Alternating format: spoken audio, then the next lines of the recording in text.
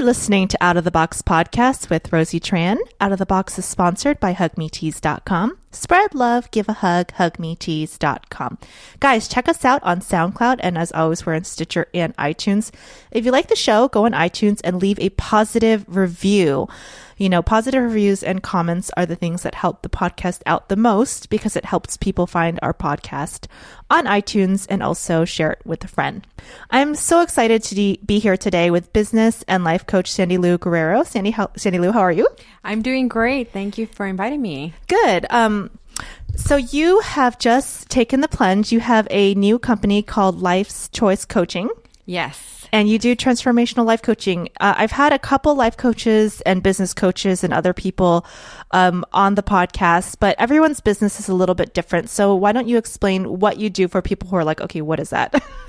Well, what I do is I support people in their personal and their professional growth, whatever it is that they want to create for themselves, whatever their vision is, their dreams. I support them by guiding them, by giving them suggestions, by holding them accountable. So sometimes it's emotional stuff that they get to work through, self-confidence, relationships, their career. Sometimes they don't know what they want to do with their life. So some kind of way to guide them and get clarity in what they want, who they are, etc. If they have their business, it's about holding them accountable, having a plan, guiding them and things that they could do to grow their business. So it varies from person to person because there's a lot of personal self-development to be able to create whatever they want professionally and personally. So that sounds great. And I know what you do because I know you. But what about someone who's listening who's like, why do I need you, Sandylu? I can just go on the internet. I can make an Excel, with my goals on it, and I can just track my own progress. And, why would I pay you to do that? That's silly. Well, one of the things that I say is that it's like you could read a book, you can go online and you could get all these wonderful tools. And yes, they're supportive and helpful. However, there's nobody there to hold you accountable or no one that's going to be there to show you what's working, what's not working, identifying your blind spots, to be an interruption to say, hey, you got this tool, but are you using fully? Are you using everything that's available to you? Or are you avoiding things? Where are you not going? How far are you going? So it's easy to read a book. And yes, we get a lot of information from books and insight, but it doesn't give you feedback. And it doesn't give you like, hey, you know what? You are amazing. This part of you is amazing. And you really get to take this on to another level. And this part requires work. And, and let's work on it and enhance what you could make out of it. Now, you said something that really stood out to me. You said, I'm going to misquote you, so let me just say it in my words. It sounds like you're going to kind of kick someone's butt a little bit. Yeah, a little bit. Sometimes it requires a little bit more than a little bit. Well, different. I know that I set goals, for example, workout goals or other things, and sometimes I just don't feel like going to the gym, and I just don't, I have been working on a book, and sometimes I just don't feel like writing a chapter. So, but not just the motivational part. What I really heard from you when you said blind spots, show you what's working and what's not working, is because I think that we have this view of ourselves that might not be as holistic, let's just say that, than as we believe.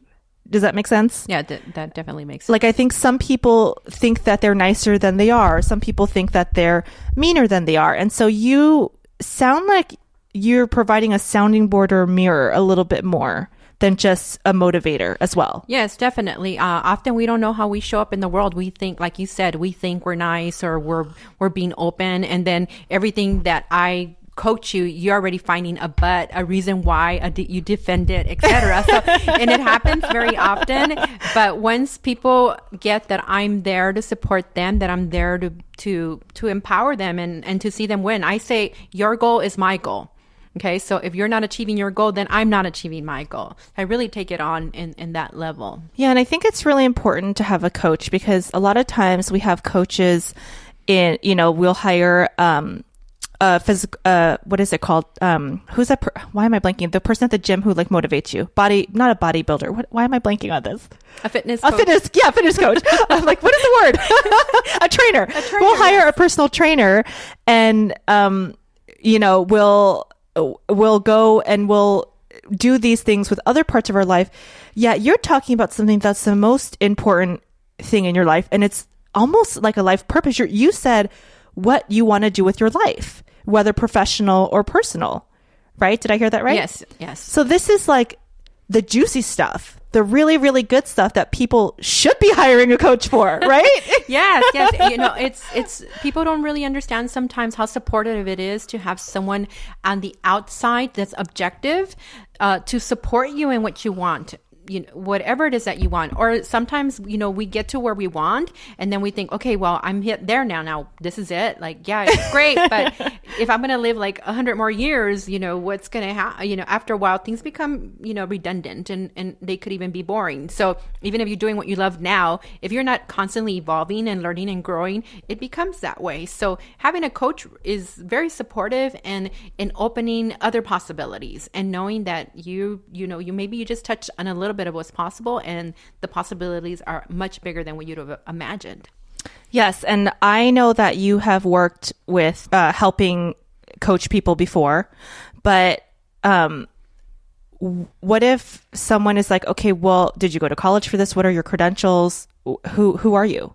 What is your story? What is your personal background that would give any legitimacy? Well, one I would definitely say is life experiences. Beyond anything, I think even all the training that I've gotten and the mentors and the coaches I've been coached by, I would say the biggest thing is that I can relate to people in a deep personal level based on a lot of my own personal experiences. So what's your personal story? How did you get involved in this world? Well, it led up to a lot of things, getting me to a really, really, really bad place. So I can say you've been there. I've been there. I carried a lot of baggage, a lot of resentment, a lot of anger, a lot of hurt. Back in 1997, my brother was killed by a random freeway sniper shooting. Oh my gosh. That really took a toll in my family. I had a mother who suffered with alcoholism all my life, so I had a lot of struggles with that in my relationship with her. I had a very interesting childhood because I sang and I performed and things like that. So we grew up really poor, but at the same time, had we not sang or performed, then we would have had a really, really sad childhood. So that brought a lot of joy into our family. And then things that, decisions that I made, boyfriends, the wrong boyfriend, things that I did that I kicked my rear for over and over again. And, living in the regret and not only that, then my religion feeling guilty about every thought, action or feeling, that kind of stuff. So carrying on years and years, I was married. I had, to a military man. He was gone most of the time. I ended up, I lost my mother. It was a medical negligence. They thought she was drunk and they did not attend to her. So a lot of stuff that happened, a lot of loss that happened right after I lost my grandmother that same year within a few months, my grandfather. And then the following year I had a miscarriage. So I finally got pregnant. I had a miscarriage. Then the following year I had another miscarriage. So I carried a lot of pain and a lot of anger and a lot of resentment. And it took a toll on my marriage. It took a toll on many relationships because it was kind of scary to be around me. It got to that point, if people know me now, they're like, oh, I can't even imagine. But I'm scared listening to this. I'm like, oh my gosh, that's a lot of bad stuff. It was really intense. It was intense. And, and even going further back when I was little, I was sexually abused.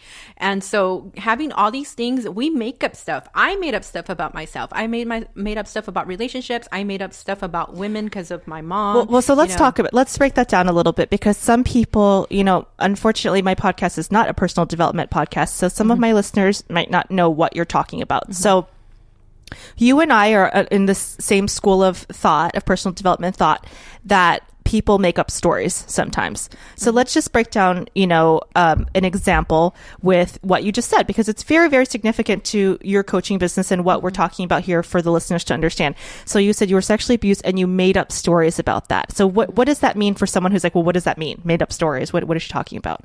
Well, one is that I felt, because it was a family member, I think I made up that I can't, if I guess the hardest part of that whole experience for me was that I didn't have, when I finally disclosed it to my family, I didn't have the support that I would have liked to have had. No one knew what to do with it. So I really felt like, well, if I don't matter to them, then I don't matter. And I always trying to say, but I matter, but what about me? But what about me? Always feeling like I didn't matter.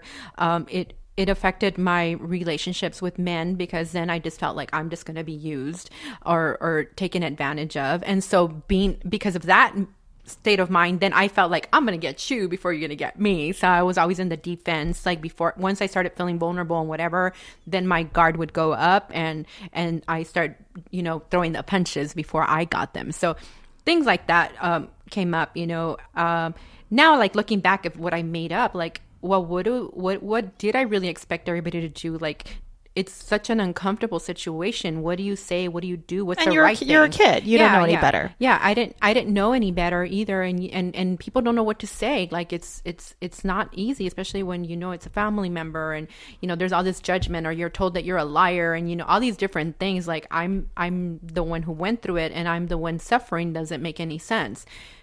Through all the work I've done, I've overcome it, knowing that it's a choice to suffer. Yes. So I think what Sandylu is talking about is that something happened to her, an event happened to her, and then she, I've talked about this on the podcast before, where we start, I guess, making up or developing our perspective on the world.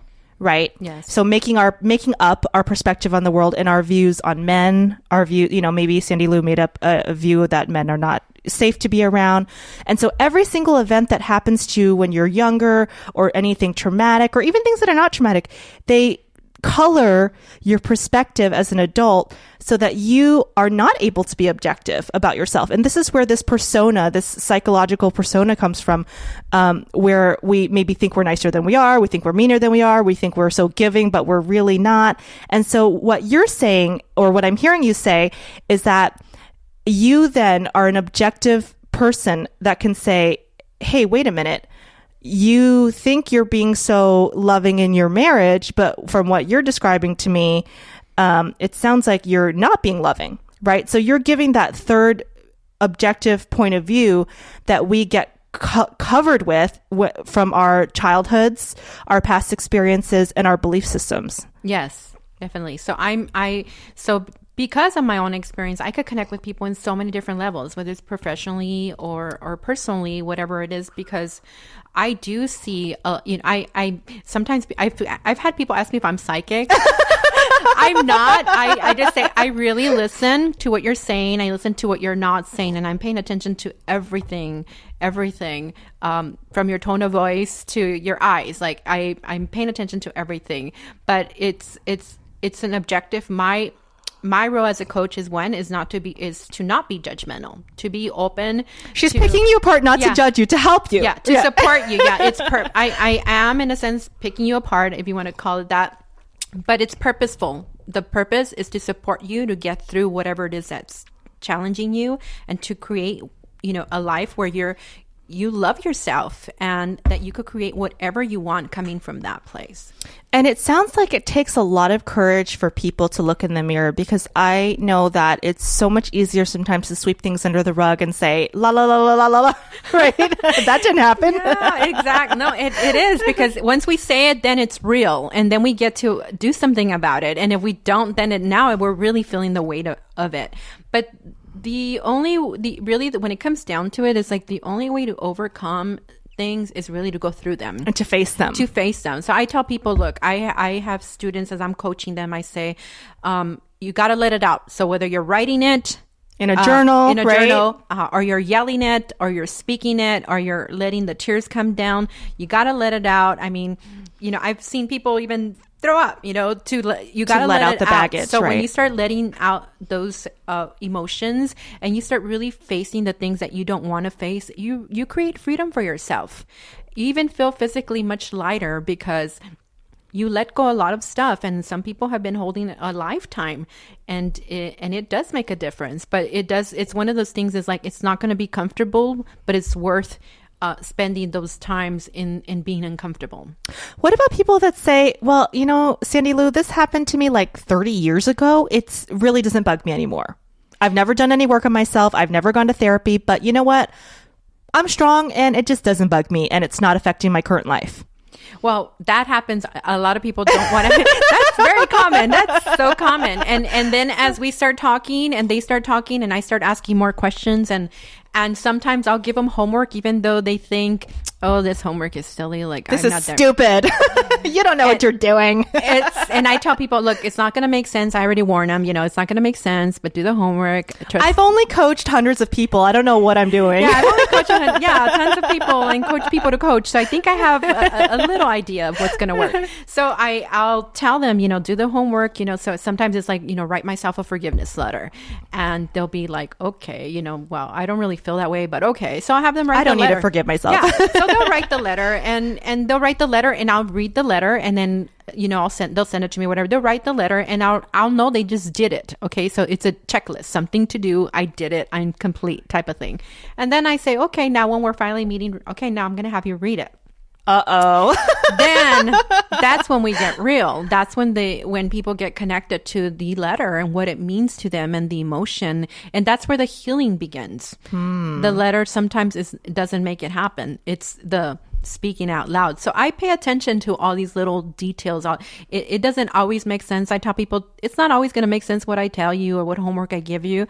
But if you do the work, I promise you, you're going to get results. You're going to get positive results. So what is the distinction between writing something and speaking it out loud that gives it so much power? And by the way, I don't know the answer to this, and I'm sure you will, but I've also noticed standing up in front of people when I speak brings more power too, because when I'm sitting on a couch, I can cross my arms and I can kind of physically hide, like cross my legs and be closed off. But when I'm standing in front of someone, it's like you're kind of like on display and it brings, I don't know, more vulnerability. Mm-hmm. Yeah, because what happens is that you can't hide. So once like I have them reading it in front of me, they're transparent. They can't hide. And now they're putting as they're reading it, they connect to the emotion of it. Because now it's not a book that they're reading. It's their about them experience, And if I see that they're still trying to hold back, like right away, I'm like, and I'm with them. I said, okay, here's your chance, let it out. Go ahead. Let the tears come down. It's okay. You're in a safe space, go ahead. And they do, and they do it. It makes all the difference. And it's amazing. It's amazing. I do my women's groups too. And we do a lot of that. Oh, I want to be part. I'm hearing about this now. Maybe I can, okay. We'll talk later. We'll talk. Yeah. Oh, women's group. I love my women's groups because we do have a lot. We definitely hold a big space to be open and vulnerable and feel safe. Big. I'm big on that. That's good. Awesome.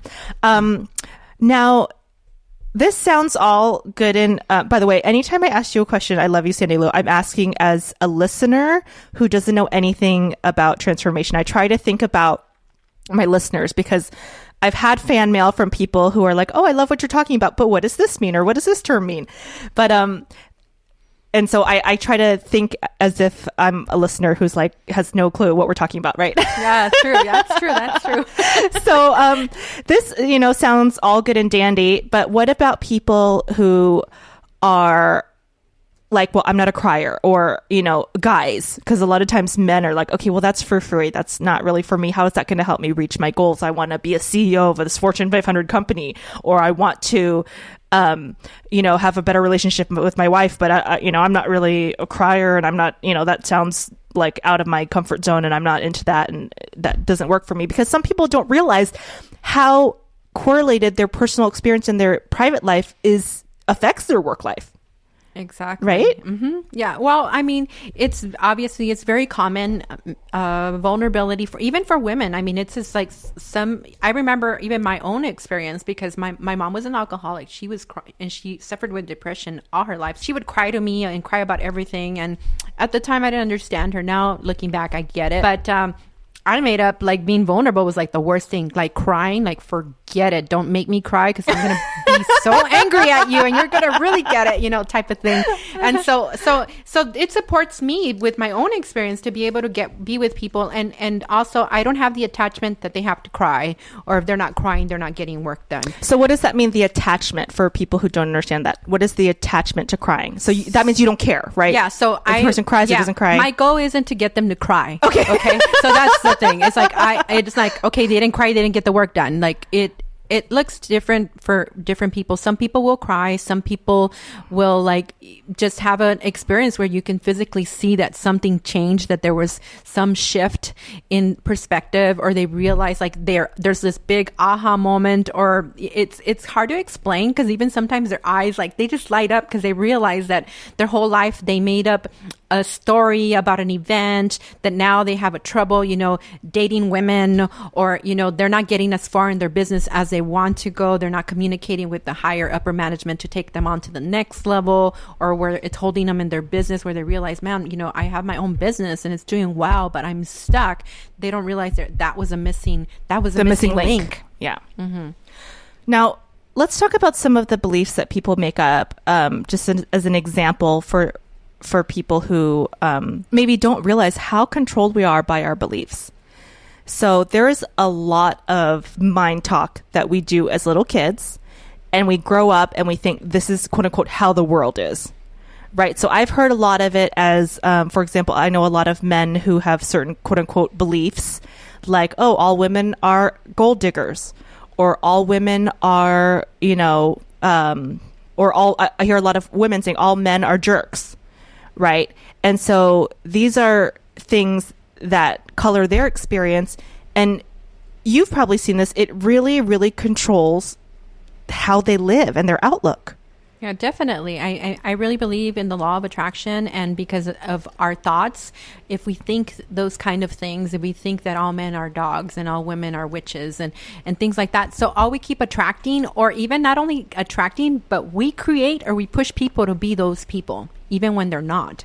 Because we believed it so much that we could have the nicest guy. I've had my own experience. I can tell you, dating like someone that totally like loved and adored me, and yet it was great until I started feeling completely like out of control, vulnerable. That it was like I pushed him to the limit where now he became that dog, right? And that happens a lot. I know a lot of women who either had abusive dads growing up or whatever, and so they attract all these jerks, and then they find Mr. Right, who's super sweet, and they're like, I don't know what to do with this guy.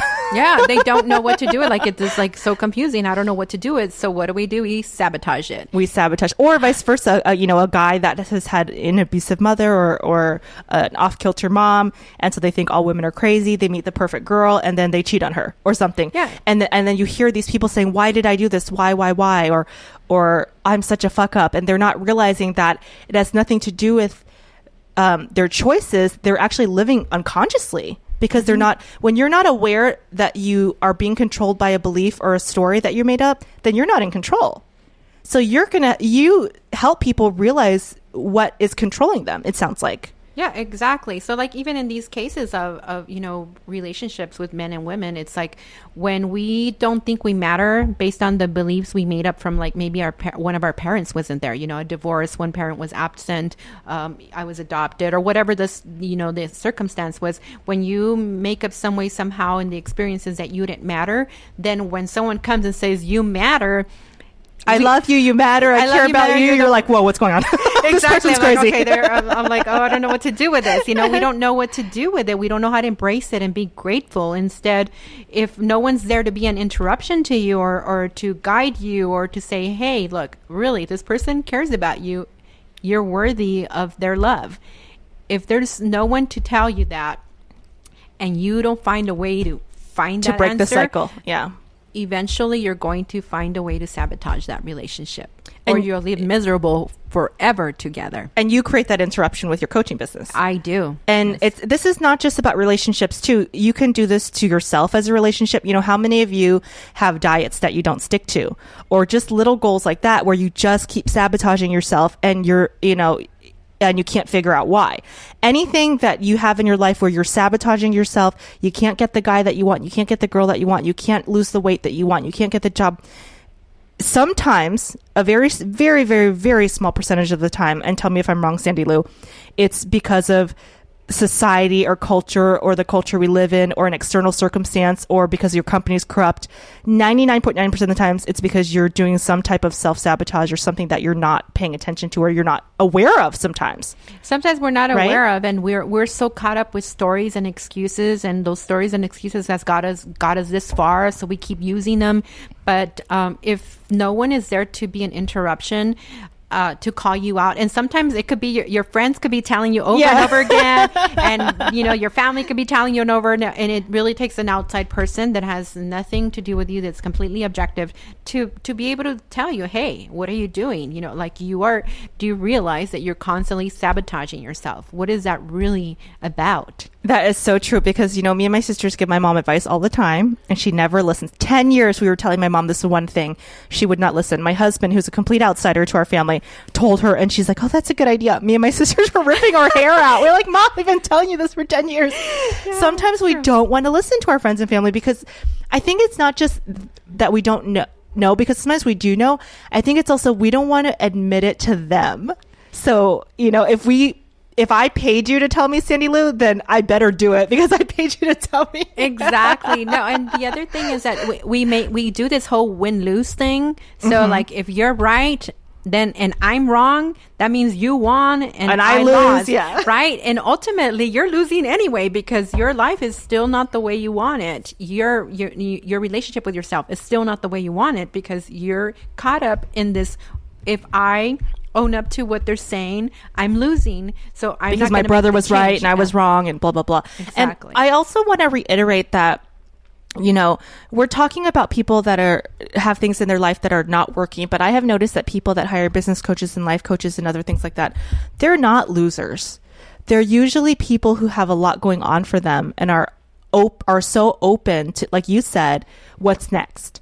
What's next for me? And so if you really want your life to be, and this is not an infomercial for Sandylu because she has not paid me or done anything, I just know that her program works because I know that, some of the people that she's worked with. And it's like, these are people, if you want your life to be the best that it's going to be, then you really need there's a great benefit to hiring someone to help you point yourself in the right direction, because we can get in our own way, can't we? We always get in our own way. Usually that's what happens. We get in our own way, because even if life happens, because life does happen, there's always a curveball thrown at us. We have this plan, we're going to make it so far, and this is what we're going to create. Things will always happen, and we can get caught up in that breakdown or whatever that challenge is and use that as a reason or excuse for not getting to where we want to get, or choose to make that as a learning opportunity and keep moving forward. That's true. And let's talk about excuses, because you mentioned, there's always going to be an excuse. Now, I have heard a lot of excuses in my day, and the problem with excuses is a lot of people use really, really good excuses to hold themselves back. And some of them are even valid excuses, but they don't work. Yeah, they hold you back. And that's the reason why my business is called Life's Choice Coaching. And I emphasize a lot on choice, because we have the choice to make any decision we want. So everything that we do or don't do, it's a choice. And owning that will always give us much more power than to be a victim of the circumstance. So knowing that you have a choice. You can always do something. You can always do something. You have a choice. Maybe it doesn't look the way you thought. It's not happening as you planned. But you have a choice to still move forward and work through that obstacle. Or you can choose to stay where you're at and be happy with it. And that's a choice too. Yeah, you can be happy with it, or you could choose not to be happy with it. Ultimately, we all have the power to choose how we're going to experience our life, period. Yes, that's so true. I want to talk about loss, because you mentioned in your personal story that you lost your grandmother and you lost your mother and you lost your brother, and that is very intense. And loss is not something that we talk about a lot in society. Mm-hmm. So I would like to know, what are your tips for people? Obviously, I've dealt with loss. It's a process. It's not this clean cut thing that, it's one day you'll be crying hysterically and the next you're totally fine. So let's talk about that, because that is really intense to lose 3 people like that in a short amount of time. Well, I think like with my brother was like my best friend, and he was 5 days from his 22nd birthday. Oh my gosh. And that is a very tragic story, what you told us about. It was a shooting. A sniper shooting. A freeway sniper shooting. And unfortunately, those things seem to be getting more common. Yeah, this was in 1997. So, I mean, now things have just, unfortunately, we're seeing so much more of that happening. It's just so sad. But it's, when you lose someone like that, just out of nowhere, it tears your heart out. Like, I can't even imagine what my parents felt, their own child, you know, like, I know for me, it was very traumatic. I've always taken a lead role in my family. So when it happened, it was still like, okay, what do we need to do? What do I need to, you know, things like that, funerals, expenses, services, insurance involved. So I go into taking charge, right? But after, it was like really it was very challenging for me. At the same time, there was a lot of, I don't think I really mourned for a really long time. Like, I had my moments where I just would just completely lose it. And then I would be fine for a while, and nobody really knew what to do with me. And I was not I didn't know how to speak to people because I was the one always in charge. So with my mom, it was unexpected as well. It was just random. She fell on Mother's Day. She got hurt. A few days later, she passed away. Just, we would have never expected. She was only 47. Very young. So losing people like that, like, I think one of the things that I've learned is gratitude and really like embracing every moment with every person that you're with. And we get so caught up in life because we could get so busy and consumed in what we're up to that we forget to be present in the moment with the people that we're with at the time, and we get caught up in the phone and the Facebook and etc. But mourning is a never-ending process, I can tell you. My father passed away a few years ago too. He was my best friend. Like, we did everything, and I was his therapist, his mom. I was like a mom to my parents. Like, I just always took care of everybody. But it's a never ending process. So I'll have holidays, you know, Mother's Day, Father's Day, and they'll go, and it's like a breeze, no big deal. And then I'll have some days, are harder. And then some days it's like, wow, like, I'm like really dreading this day, like, and especially Mother's Day for me, because my mom fell on Mother's Day, so and she passed away right after. But I mean, it takes a toll on you, and having people that are supportive and understanding, they're not pushy, because you never want to be pushy or expect people to mourn a certain way, because there isn't a right way or a wrong way. And I think everybody does it differently. And we go through our different processes. You do go through your angry period. You do go through your I think that there's no right way or wrong way, as long as you're mourning in a healthy way. Because I do know people can get pretty dark. You know, I mean, I've had losses recently, and loss always takes you to a really dark place. I know for me, I always start questioning my life. Like, what is the point of all this? You know? Hey, I get it. You know, like, I mean, really, I get it. Like, I've lost more than half my family, you know, yeah. So I totally get it. Like, and, you know, sometimes I'm like, well, what's my purpose? Yeah, so what is the point? What am I here? Yeah, it's like, I'm not even, I don't even have kids. I don't have kids. I'm 42 now. Like, it's not, I don't think it's happening, you know, like, just looking at, like, so what is my purpose, you know? So I look at it and yeah, you go through all these questions, you know, and they still pop up, you know. Even now, I can tell you, once in a blue moon, it still happens. I still feel it. I have my days where I feel like very emotional, and then I always remember I have a choice, you know. Here I could live my life the best that I possibly can and honor their life by doing that. That's good. Or I can feel sorry for myself in bed for days, you know, and that's where we can say that's where it's unhealthy. Unhealthy, that, or drinking excessively. Some people go into a very dark drugs and alcohol. And I think that's a really good point that you made, that let's honor that person's life by living our life to the fullest. Yes. Because if your brother was here, I'm sure he wouldn't want you sitting in bed for 4 days or whatever, whoever you're thinking of, for those of you out there dealing with loss and suffering and stuff. But, you know, it's definitely a wake-up call. And I think that what you said, gratitude, is very important, because we are living in such a gratitude stripped society that when you show gratitude, people think you have cancer or something. You know, I had a friend that, you know, told her kids, I really want you guys to know how much I love you. And they're like, do you have cancer, Mom? What's going on? Are you going to die? Dying? You know, that's kind of funny you mentioned that, because sometimes as I'm coaching people, some people have never don't tell their family they love them, or their friends that they love them, or they don't even say I love you, period. Yes. And when they start saying that, yes, the family freaks out. Like, are you okay? Are you dying? Are you okay? What's going on? Or what's your angle? What are you up to?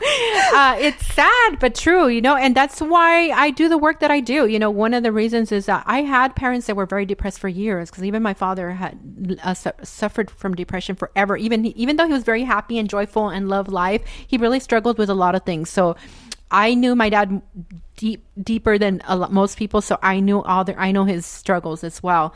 But one of the reasons I really got into this is that it was hard to see them suffering, and no matter what I gave them, and no matter how much I helped, or no matter what we did, like, they still would be in the same place emotionally, and they, unfortunately, they died in that place of depression and sadness, and not living that full life that we're talking about. Exactly. Yeah. Not living that full life. And when I started my own, you know, self-development, I was there too. I went in crawling into self-development. You know, not sleeping, I think we all did. Help someone. I need to help. It's like do or die, you know? And when I saw that doing this work supported me and made such a huge difference in my life, then I knew that I wanted to be that difference in other people's lives. Oh, that's so positive. I love it. I hear a lot of that's not for me, that's for you, or I'm not into that kind of stuff from people. You know, I had a relative tell me, well, I'm just not into that whole psychology stuff, or I'm just not into that. And what I would encourage, because you're talking about these lives that maybe were not lived to their fullest, unfortunately, is that, you know, the world's messed up. We know that. And our education system is not the best that it could be. Let's be honest with ourselves here as a society. We all need help. And I'm not saying we're all crazy or we're all messed up. I'm not saying that, because I happen to think that every single child that's born is born with unlimited potential. And it's up to us as a society to nurture that potential and help all of us grow to be the best, brightest, most beautiful. You know, I just think we're all little rosebuds that need to be bloom into the biggest flower. So I'm not being negative as far as that's concerned. But when I hear people say, well, I don't need that kind of stuff, or that's not for me, I think there's a little bit of delusion in that, because who doesn't want to be the best person they can be? Right. And so I think that is an excuse. What do you think? Well, there's so much behind that. One is judgment. You know, they're judging and saying that the people that do it are messed up, and they're not, right? So you could consider it an egotistical response, for one. The other is that they're avoiding because they don't want to own up to what really is. Because then they got to face the things that they don't want to face. And sometimes they just really think they don't need it. You know, like, I'm perfect and my life is fine and dandy, you know, but meanwhile they're alone, you know, on a Saturday, and they have, you know, nothing going on past it's where it is, that's where it is. And they're not going forward. They're not, you know, like, it's just everything's stagnant. But I mean, it's kind of crazy, but we get that a lot. That's common. I don't make it personal. And I would like to reiterate for people who have never thought about doing something like hiring a life coach or a business coach or a personal development coach, is that the people who are really taking things to the next level always have someone by their side, whether they call it a quote unquote coach or not. They always have someone by their side that's either pushing them, or a mentor, or someone to give them a perspective. And so these type of things are not for people who are losers and, you know, in the gutter, whatever. It's for anyone, whatever level you're at, to want to, you know, for me, take your life to the next level. Me personally, like, I don't really look at people as they're losers or things like that. I really think that everybody has a gift, and based on the cards that they were dealt with, they made up things about themselves that have them live a life that has them appear as quote unquote losers, but they're not. They have a lot of, if anything, they have a lot of hurt, They have a lot of pain, a lot of hurt, a lot of pain, a lot of anger, a lot of lack of, they think they're not worthy. Some people have never been told they're loved, that they matter, or yes, you can have whatever you want.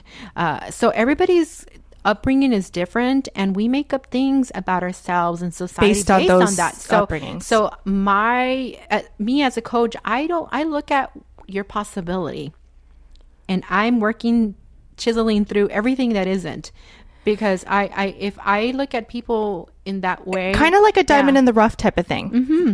There's a lot of people that you see, you're trying to see them as the diamond no matter what. Yes. Whether they're already shining as a diamond and you want to shine it even brighter, or there's a diamond with a bunch of crap around it. Yeah, exactly. Yeah, exactly. So I as a coach, if I don't see them any other way, then I cannot support them, because how do I guide them when I don't even see anything good about them? Have you ever had a hopeless case? I don't say hopeless, maybe hard-headed. That's a different story. Hard-headed, different story, different story. I don't know. I think that everybody has, there's hope in everybody. And as long as I hold them to that, then I don't give up. If they give up, it's their choice that they give up on themselves, not me. Wow. Yeah. So that's very powerful. Yeah. I'm not going to give up on you, but if you want to give up on yourself, that's fine. That's a choice. Exactly. Do you have a specific program that you use for people, or like you said, everyone's different, but do you have certain, obviously I don't want you to give away any of your proprietary information, but do you have, certain programs that you run for your clients depending on what their goals are, or what, if it's personal, professional, or are personal, professional goals pretty similar? They're pretty similar. The thing about, like, if it's someone working on their business, or they're focusing either on creating a business or growing their business, there's things about them that I get to see, okay, what's going on with them personally, emotionally, what's behind their drive, what is it that that potentially may get in the way of what they want to do, so that I could make sure we clean that up. And we set a plan based on what they want. So they tell me what they want, and because of our consultation, then I have an idea. Okay, this is what you want, but this is what I'm noticing. So these are going to be my suggestions, that you work on this, but you also work on this, and we're going to create what you want all at the same time. I was going to say, is there some overlap sometimes? Because maybe somebody wants to, increase their sales, for example, by $30,000. I'm just making up a random example, but business is not always just business. No, it's my business is really interesting, because it's really about people and their emotions and their money and their relationship with themselves, and whether people says very, very I want to say broad.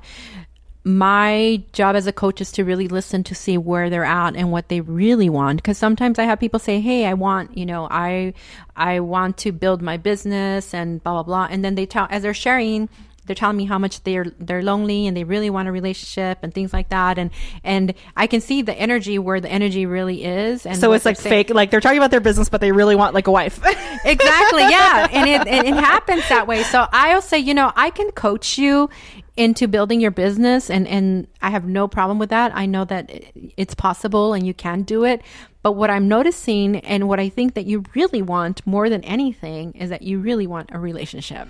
And sometimes, especially with men, they think if they build the business, the relationship will come later, because, oh, look, I'm a successful business guy and all these girls are going to come out of nowhere, right? Exactly. And the coaching is like, you could have both. So it's up to you. Do you want to do the work? With men, what I do tend to work with often is on the relationships that they already have.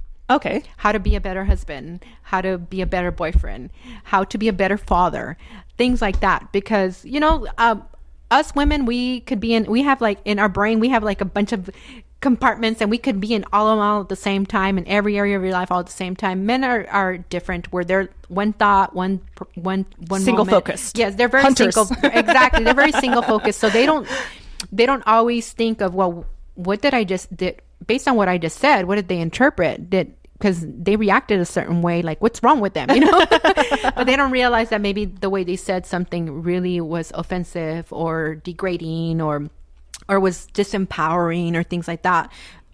They mean well, but their delivery is really crappy. And so instead of empowering or motivating or having their child understand where they're coming from, they take that connection from each other that is one that's of respect and intimacy and love, where they feel loved and supported. I want to bring up something that you mentioned that is very important, because some people believe you can only coach on something if you yourself have had experience on it. For example, you talked about maybe a lot of the men that I coach, you said I coach them on being a better husband or a better father. And someone might say, well, are you married, Sandylu? Do you have kids, Sandylu? And you said no. And I think that's a huge misnomer. It definitely is. Well, for me personally, one is I have 20-something nieces and nephews. So I can tell you, I know a thing or two.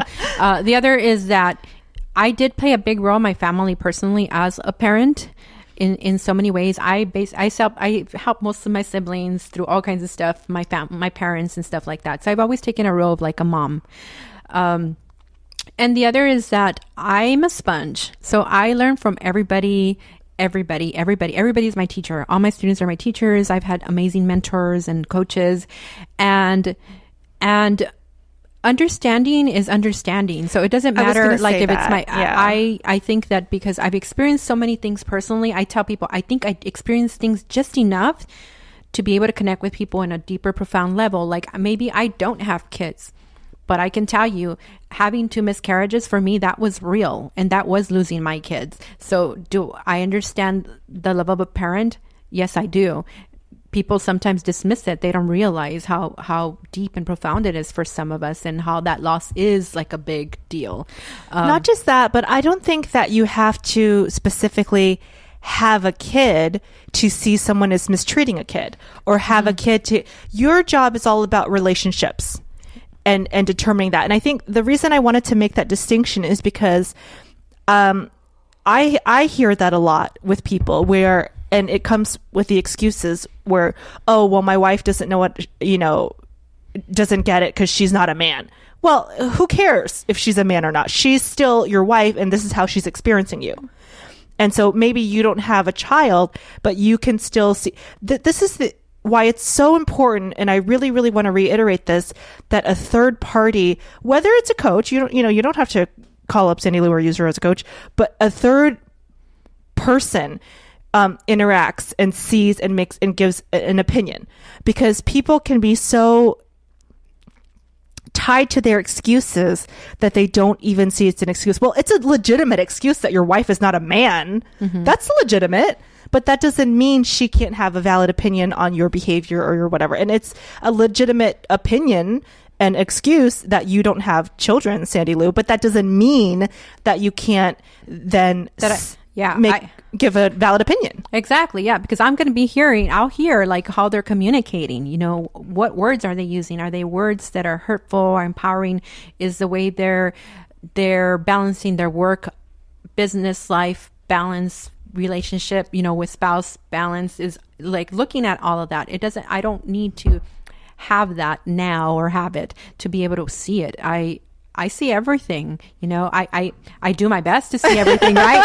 Even if you don't tell me, I'm always, I'm observing and I'm looking to see how it could improve, and also to acknowledge what's working, because I think sometimes the people get the idea that, your coach is just going to beat you up and they're going to judge me and blah, blah, blah. No, there's things that are working. You made it this far in your life. Things are working. You got here somehow. Something worked. So acknowledging that as well. And sometimes people don't even acknowledge themselves. And you talked about the gratitude. And I think that's really important to say, hey, I'm not, so bad. I have this, and this going for me. And like you said, now let's look at this, and this that isn't working and fix it. But let's be happy about this, and this that does work. Exactly. And be in gratitude even of the things that we don't have yet. Maybe there's things we want, or your life isn't exactly the way you want it at the moment, but being grateful for how it is right now, and knowing that you have the opportunity to make the changes and make the choice to make those changes, and be excited and embrace the process of your journey of moving forward to whatever's next for you. That's very powerful. And also, I think, a lot of times we associate gratitude with positive. Oh, well, I'm grateful to be alive, or I'm grateful, to be married or whatever that we're grateful for. But what I've noticed in my life, and I'm sure you point this out to some of your clients and students, is that a lot of bad things, and I'm using loose quotations with the word bad, I am in gratitude for those things because they were such crazy learning experiences that I would not be who I am today without a lot of those quote unquote bad experiences. So there's a lot of gratitude in a lot of negative things too. Exactly. I mean, all the things that I've experienced in my life, I use them to forward me now.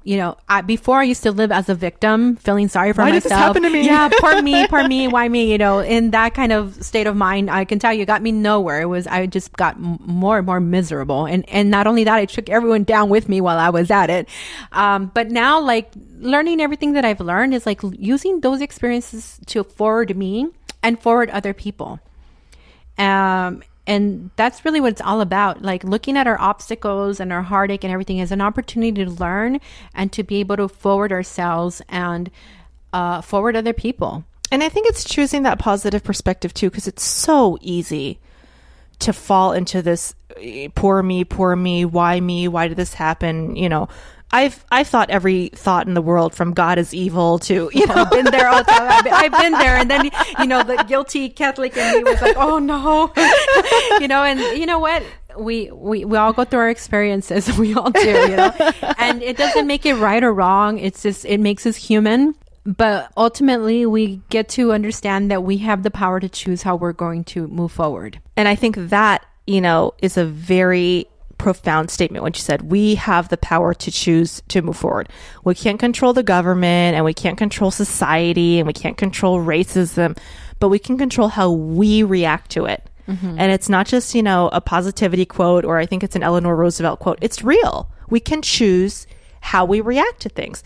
You've had now these terrible losses. You said a divorce, correct? Mm-hmm. All these horrible things. And you're moving forward to help improve and empower people's lives. I mean, I think that is in itself a success story. Yes, it is. And I love what I do. I love what I do. And I'm grateful to have learned all the things that I have and have had the support from mentors and coaches and an amazing group of friends that are also supportive and empowering. And we hold each other high. So I think that one thing that is important that people get is that look at your circle. Who's around you? Are they supporting your growth? That's huge. Are they empowering you? Are they being honest with you and being an interruption to your BS? Right? Because if they're not, then they're selling out on you, and you're kind of, we hold each other back when we end up in a little circle like that where it's not supportive, because then it's like, I'm not going to push you because then you're going to push me. So I'm not going to rock the boat because then you're going to call me out and blah, blah, blah. But ultimately, nobody's growing. Yeah. So looking at those things, but I'm really grateful for all the opportunities and the doors that have opened of support and empowerment and guidance. Like I've had great mentors and coaches. I think what you said is very important, because I had a time where I was surrounded by a lot of mediocrity, unfortunately. And not only did I shed that circle of friends, but once I started growing and learning and becoming more in tune with who I was and starting to be greater, those people kind of disappear on their own. I had a couple friends that I thought, oh my God, how am I going to quote unquote break up with this person as a friend because I don't want to hang out with them anymore. And once I started shining, this one woman just disappeared. Like she never called me. Like we never had to have that awkward breakup. I think me finding love and finding a healthy marital relationship and starting to grow in my career, unfortunately made her feel intimidated. And I love the woman, and I wish to support her in any way I could, but that's not what happened.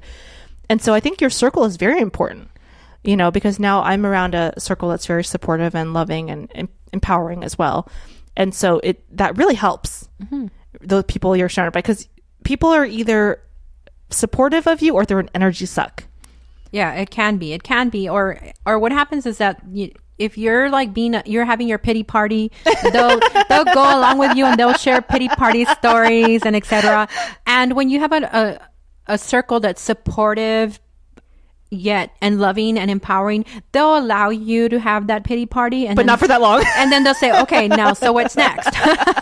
So where are we going with this? You know, where are you, how are you going to move forward? So we want that. We want to be able to have our experience, because the last thing we want is to avoid, you know, whenever we're experiencing pain or suffering or anger or whatever, because if we suppress it, it gets worse. You're a ticking time bomb. Yeah. Eventually you're a ticking time bomb. So you definitely want to have the support to be able to experience that. But you don't want to wallow. Yeah, exactly. So you don't want to yeah, exactly. So have your moment, you know, experience your experience and move forward, and have a group of people that are going to stand for you, that you keep moving forward. That even if you're crying along the way, you know.